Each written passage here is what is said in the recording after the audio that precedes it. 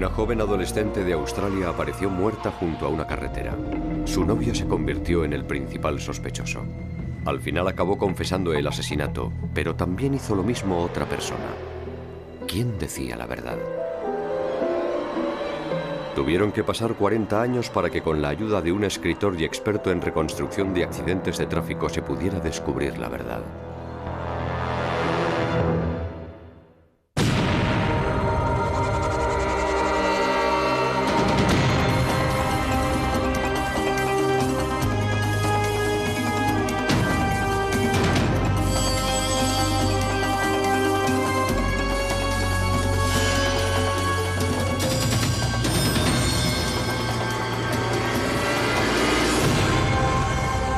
Crímenes imperfectos.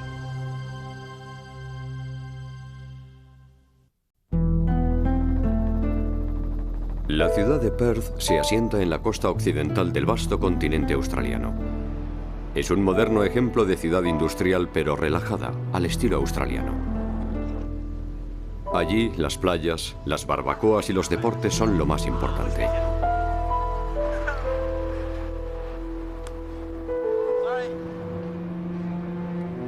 En 1963, la ciudad era más pequeña, pero no muy diferente.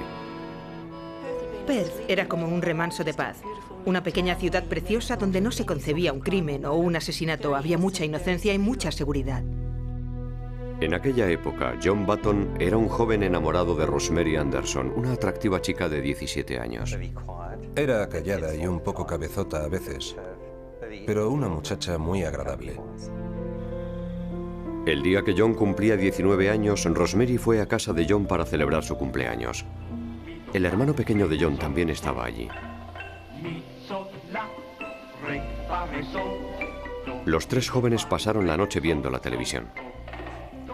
Estaban comiendo el típico fish and chips.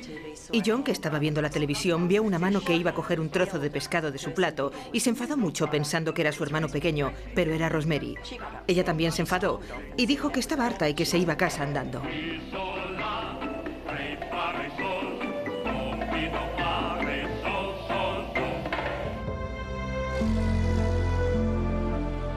Button dijo que subió a su coche y se puso a su altura disculpándose e intentando convencerla de que entrara en el coche para llevarla a su casa.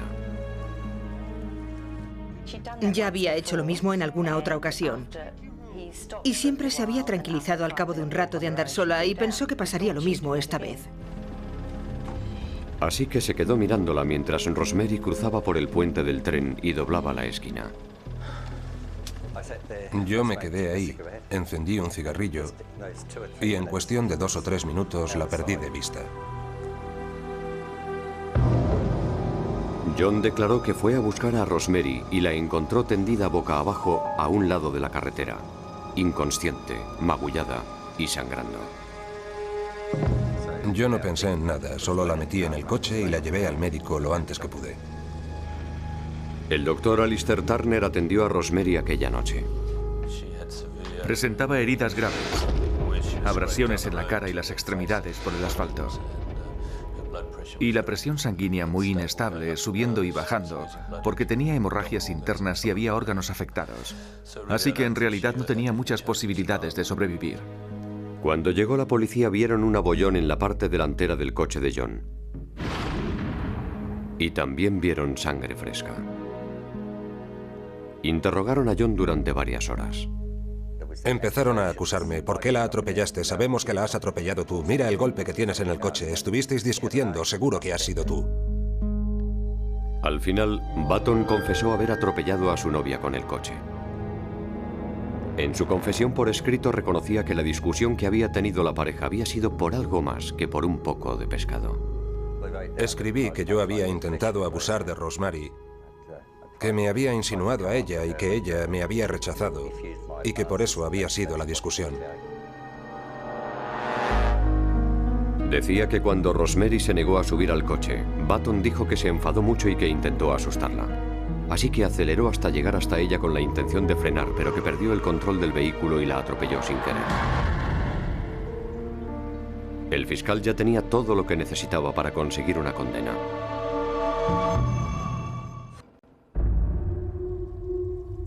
Solo unas horas después de que confesara haber matado a su novia atropellándola,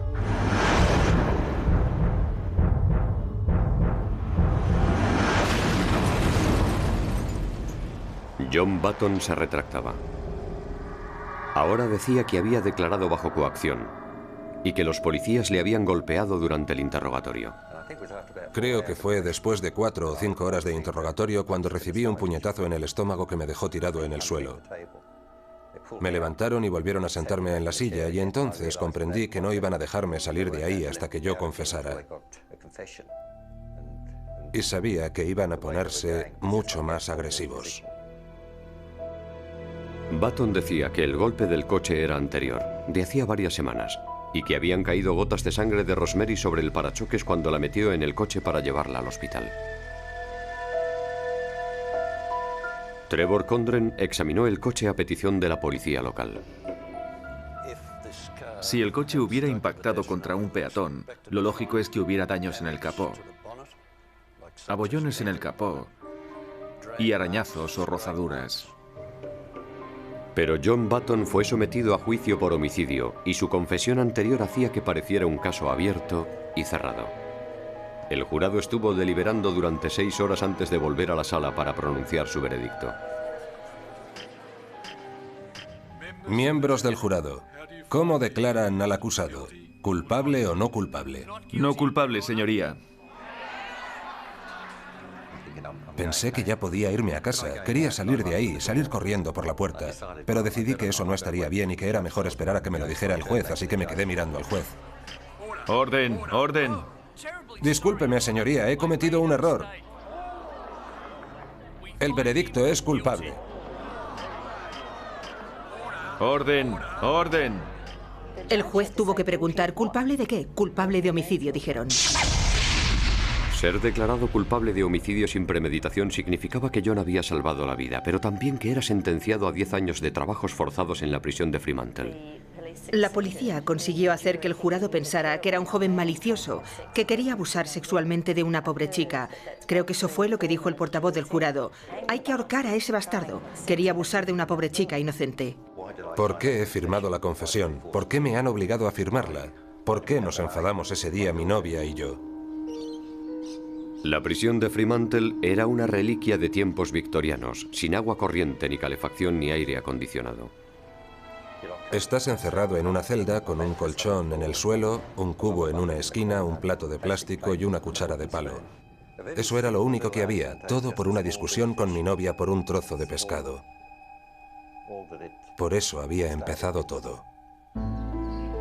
7 meses después llegó a la prisión de Fremantle a la espera de ser ejecutado. Eric Edgar Cook había sido condenado por asesinar a un joven a sangre fría. También había confesado otros muchos actos de extrema violencia. Cook confesó 8 asesinatos y unas 12 intrusiones en casas donde agredía a mujeres mientras dormían. Pero eso no era todo. Increíblemente, Cook también aseguraba que él había sido el que mató a Rosemary Anderson. Cook decía que la había atropellado de forma intencionada cuando ella caminaba por un lado de la carretera.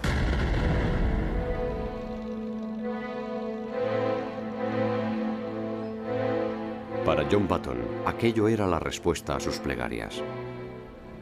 Cuando llegó mi abogado y me dijo que había confesado, pensé, bueno, por fin se acabó. Tendrán que soltarme, solo es cuestión de tiempo. Y por primera vez, Button recordó que había visto el coche de Cook pasar a su lado cuando buscaba a Rosemary aquella noche. Entonces no le di importancia, pero ahora recuerdo perfectamente que Eric Cook pasaba con su coche por el otro lado de la vía del tren. Pero había problemas con la confesión de Cook.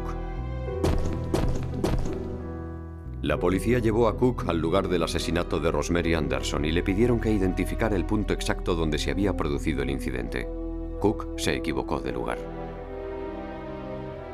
La policía no creía la historia de Cook, así que el tribunal rechazó la apelación de John Button. Lo que debería haber hecho el Tribunal de Apelaciones es concederle a John Button un nuevo juicio, en el que Eric Cook hubiera sido el testigo principal. Button se aferraba a la esperanza hasta que su esperanza se desvaneció cuando volaron las palomas del tejado del patíbulo de la prisión.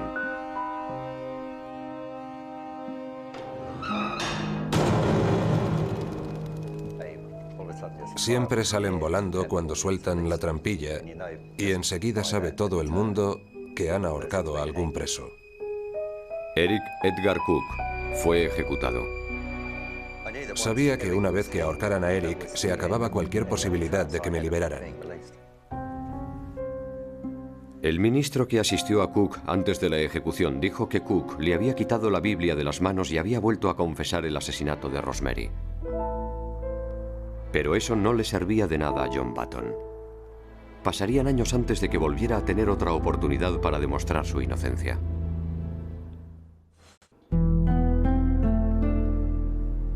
Después de cumplir 5 años de una condena de 10, John Button fue excarcelado por buen comportamiento. Lo primero que hizo fue visitar la tumba de Rosemary Anderson. Había salido de la cárcel físicamente, pero no emocionalmente. Tenía que vivir llevando un gran cartel sobre la cabeza, asesino convicto, y un gran pesar en su corazón, la injusticia. Con el tiempo, Button se casó, tuvo 2 hijos, consiguió un trabajo y siguió luchando contra una grave depresión. Yo quería vivir, pero el dolor y el sufrimiento de tener que soportar tanta injusticia era tan grande que comprendí que era imposible superarlo y que acabaría cometiendo alguna locura.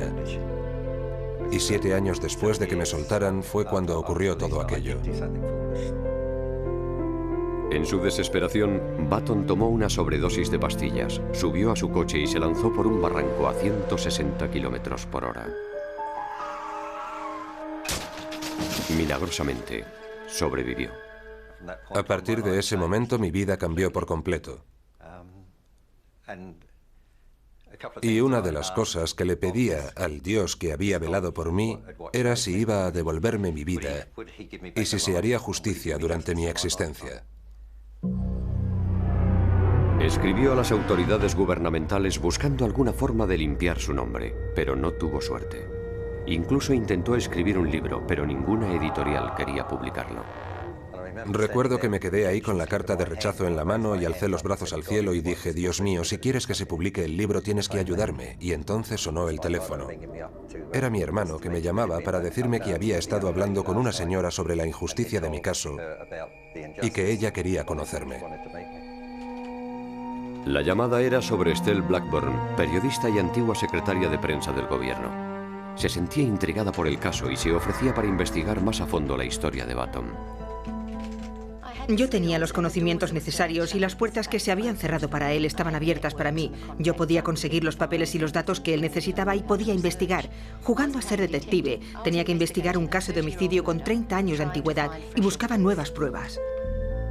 La señora Blackburn no estaba del todo convencida de la inocencia de Button. Tenía muchas dudas sobre la credibilidad de Eric Cook.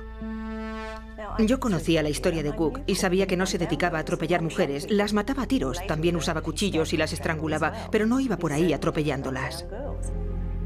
Pero entre los papeles de la apelación de 1964 de Button, Estelle encontró algo sorprendente, algo en lo que nadie había reparado 30 años antes. 6 mujeres habían sobrevivido a sendos accidentes de tráfico, y Eric Cook había confesado ser el conductor en todos los casos. La historia de aquellas mujeres era escalofriantemente parecida a la de Rosemary. Mujeres jóvenes caminando por carreteras apartadas y oscuras, atropelladas por un coche robado. Estelle decidió escribir su propio libro sobre el caso de John Button, pero ella también encontró muchas dificultades para que se publicara, aunque solo fue hasta que pidió ayuda a un amigo suyo, editor de un periódico local. Cuando Bret Christian leyó el manuscrito, se ofreció a financiar personalmente la publicación del libro de Blackburn. Después de conocer a John, comprendí que no era posible que él hubiera hecho algo así, y las pruebas en su contra tampoco me convencían.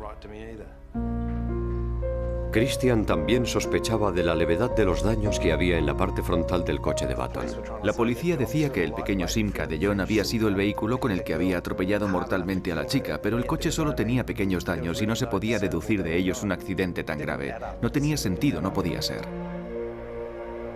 Pero, ¿podría la ciencia fundamentar sus sospechas? La respuesta a la pregunta llegaría de mano de uno de los muñecos de pruebas más inteligentes del mundo.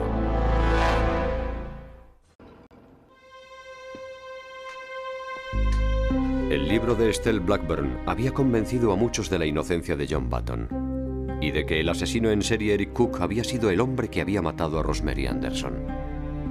Sin una sentencia firme, yo seguía siendo un asesino convicto. Su única esperanza para conseguir un veredicto favorable era encontrar pruebas nuevas para un caso con 37 años de antigüedad. Las únicas pruebas que podían presentarse eran pruebas que no hubieran estado disponibles en el momento del juicio, que no fueran accesibles en el momento del juicio o que no se hubieran presentado en un plazo razonable de tiempo con anterioridad al juicio. El editor Bret Christian creía tanto en la inocencia de Button que buscó por todo el mundo a algún experto en un nuevo campo de la ciencia forense llamado reconstrucción de accidentes de peatones. En Texas encontró a Rusty Haight, exagente de policía y uno de los expertos más renombrados en la reconstrucción de accidentes de tráfico. La reconstrucción de accidentes es una forma de explicar cómo ha ocurrido un accidente de tráfico o un atropello. Se emplea mucho el sentido común, fórmulas elementales de física más sentido común, y después se intentan reunir los datos objetivos de un accidente concreto para establecer la cadena de sucesos para determinar cómo han ocurrido los hechos. Cuando Haight vio por primera vez las fotografías tomadas del coche de John Button después del accidente, no le pareció que los daños pudieran ser los propios de un atropello mortal. Rosemary Anderson, la chica que fue atropellada por un coche, fue arrollada a unos 60 o 70 kilómetros por hora. Y esa clase de impacto con un cuerpo humano deja marcas muy visibles en el vehículo. No había ninguna de esas marcas en las fotos que vi del coche ni nada parecido. Las marcas debían estar sobre el capó, porque es el sentido en que se desplaza el cuerpo al recibir un impacto a esa velocidad.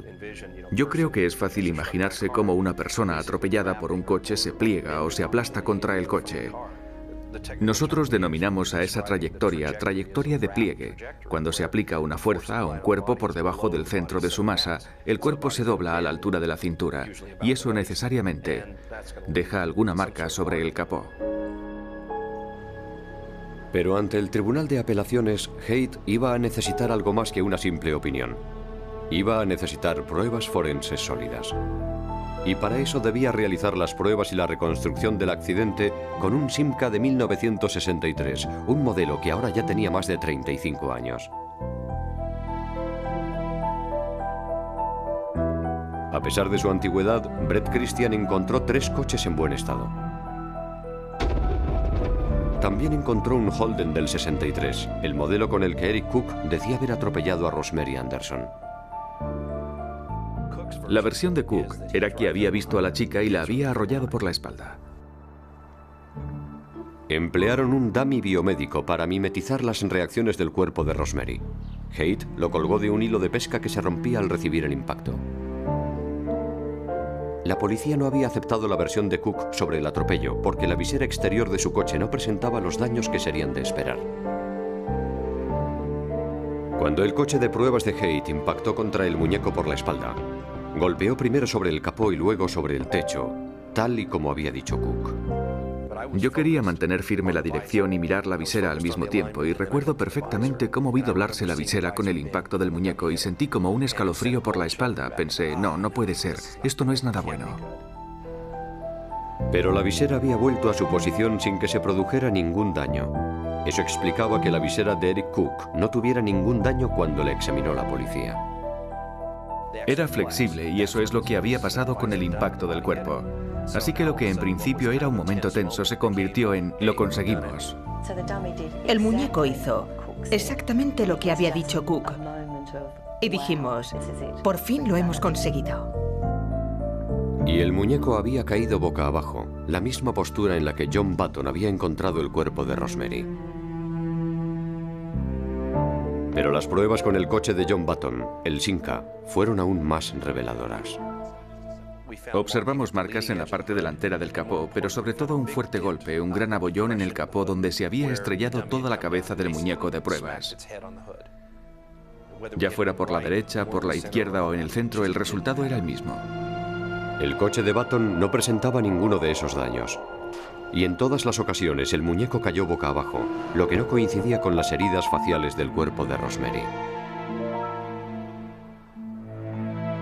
Rusty Haight concluyó que John Button no había matado a Rosemary Anderson. Con la investigación de Estelle y con las pruebas de Hayes, conseguimos demostrar dos cosas. Primero, que debía haber sido Cook, y segundo, que no podía haber sido Button. No se podía presentar un caso más sólido. Aquello fue suficiente para convencer a los 3 jueces del Tribunal Supremo de Australia. El veredicto debe ser considerado insatisfactorio y carente de fundamento por cuanto se trata de un error judicial.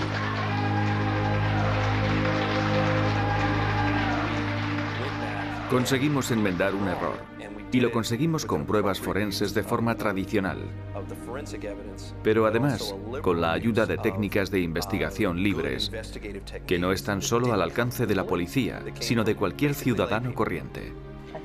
Creo que todos debemos ser más conscientes de la vulnerabilidad del sistema y confiar en que siempre podamos rectificar cuando sea necesario. Hoy en día tenemos nuevas tecnologías a nuestro alcance y el reconocimiento de esas nuevas ciencias, como la reconstrucción de accidentes de tráfico, es lo que sin lugar a dudas puede cerrar definitivamente casos como el de John Button.